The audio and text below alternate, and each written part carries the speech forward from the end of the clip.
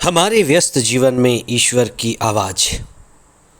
हमारा सबसे बड़ा मित्र कौन है और हमारा सबसे बड़ा शत्रु कौन है? शास्त्र कहते हैं कि हम स्वयं हमारे मित्र हैं या शत्रु हैं। शास्त्रों ने अहंकार को सबसे बड़ा शत्रु माना।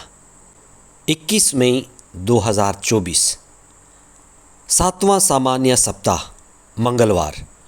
पहला पाठ याकूब का पत्र अध्याय 4 पद संख्याएं 1 से 10 तक और संत मार्कुस का सुसमाचार अध्याय 9 पद संख्याएं 30 से 37 तक। आत्म आज्ञानता यानी अहंकार, स्वयं के प्रति आज्ञानता वही अहंकार है जो हमारी सबसे बड़ी शत्रु है।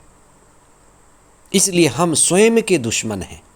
हम खुद के प्रति आज्ञानी हैं, स्वयं को नहीं जानते। और जो स्वयं को नहीं जानता, स्वयं को बड़ा या सबसे श्रेष्ठ समझता है, वह अहंकार और स्वार्थ भाव से खुद को बड़ा समझता है, लेकिन वह खुद का ही दुश्मन और खुद का ही शत्रु है।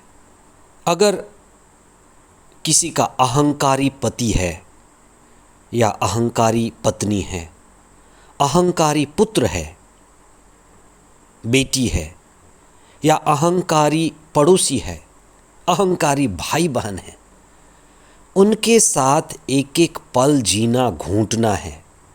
इन अहंकारियों के साथ एक एक पल जीना मिटना है, मरना है।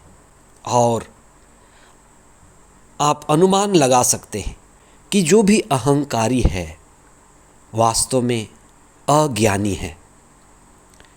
और ऐसे अज्ञानियों के साथ जीना, जीवन गुजारना, जीवन में आगे बढ़ना कितना कठिन है।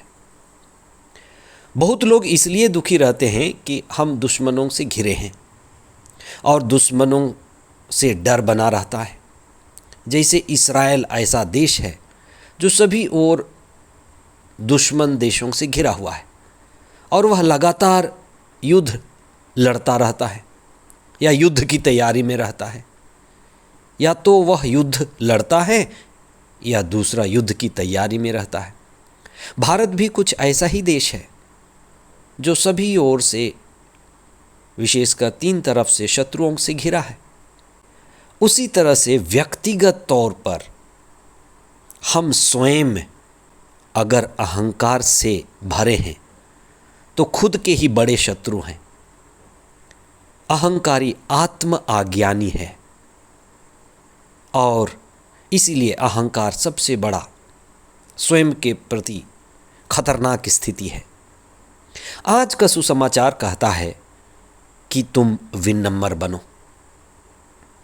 ईसा ने अपने शिष्यों को अहंकार से ग्रसित पाया कि ईसा के दाएं कौन बैठेगा, बाएं कौन बैठेगा, प्रथम कौन होगा।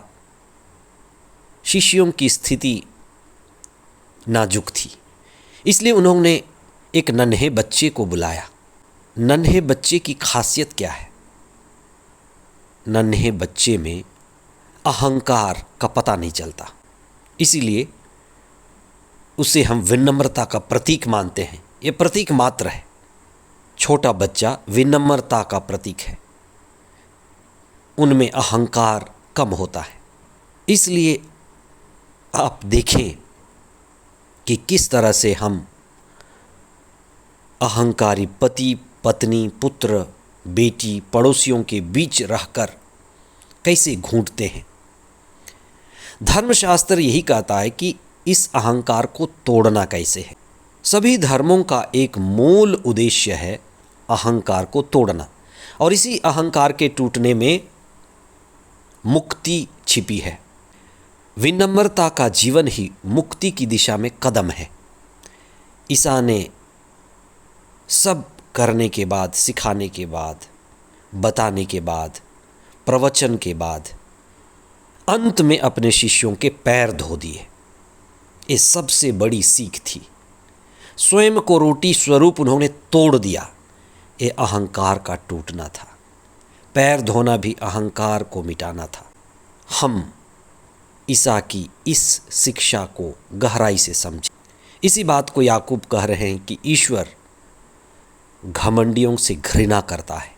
कई बार हम प्रार्थनालयों में जाते हैं, चर्च में जाते हैं, कई संस्कारों में भाग लेते हैं, पवित्र स्थानों में जाते हैं, तीर्थ स्थानों में जाते हैं, मालाएं बोलते हैं, ये सब ठीक है, लेकिन हमारा अहंकार मिट रहा है या नहीं मिट रहा है?